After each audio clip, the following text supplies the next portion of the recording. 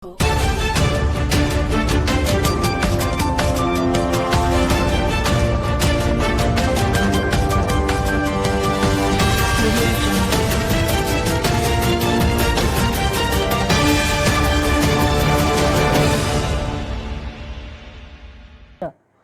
જોઈ રહ્યા છો છોટાઉદેપુર વ્યૂ સત્યની સાથે। ત્યારે વધુ વિગતો સાથે ફરી મળીશું, ત્યાં સુધી જોડાઈ રહો અમારી સાથે। અમે છીએ છોટાઉદેપુર વ્યૂ સત્યની સાથે।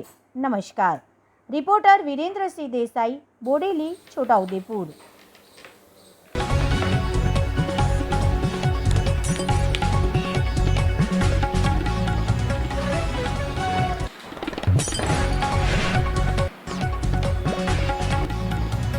મારું નામ ભૌમિક કુમાર હરેશભાઈ દેસાઈ, ચેરમેન એપીએમસી સંખેડા। હું આપણા ગુજરાત રાજ્યના પનોતા પુત્ર અને આપણા દેશના યશસ્વી વડાપ્રધાન શ્રી નરેન્દ્ર મોદી સાહેબનો ખૂબ ખૂબ આભાર માનું છું, જે અત્યાર સુધી હાલમાં જીએસટીના 5%, 12%, 18% અને 28%ના સ્લેબ હતા। હવે એનીમાંથી અમને 12% અને 28%નો સ્લેબ નાબૂદ કરીને હવે આપણા જે ગુજરાત રાજ્યના અને આપણા સમગ્ર દેશના ખેડૂત મિત્રો છે, જેમને ખેતીના ઓજારો પર જે 28% जो जीएसटी लागतो तो હવે સીધે અને 5% जीएसटी કરીને આપણા ખેડૂત મિત્રોની જેમ પૈસા બચત થાય એ રીતનું એક યોગ્ય પગલું લીધેલું છે। અને જે આપણા દેશના નાગરિકોને હું કહેવા માગું છું, અમારા વિસ્તારના નાગરિકોને હું કહેવા માગું છું કે આપણે જેમ બને એમ સ્વદેશી વસ્તુઓનો ઉપયોગ કરવો જોઈએ। જે આપણા વિસ્તારમાં હાટ બજાર ભરાય છે ત્યાં જાઓ, ત્યાંના લોકોને પ્રોત્સાહિત કરો, ત્યાંથી તમે વસ્તુઓ ખરીદી કરો।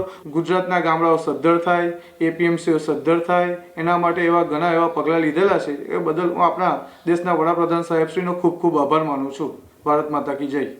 હું વાલજીભાઈ જનાભાઈ બારિયા, એપીએમસી ચેરમેન બોડેલી।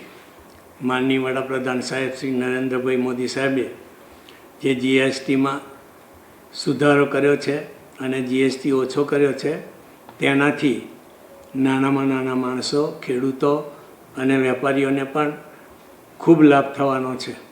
વડાપ્રધાનશ્રીના આ પગલાંથી આત્મનિર્ભર બનશે, તે માટે હાલ વડાપ્રધાન શ્રી નરેન્દ્રભાઈ મોદી સાહેબનો હું ખૂબ ખૂબ આભારી છું।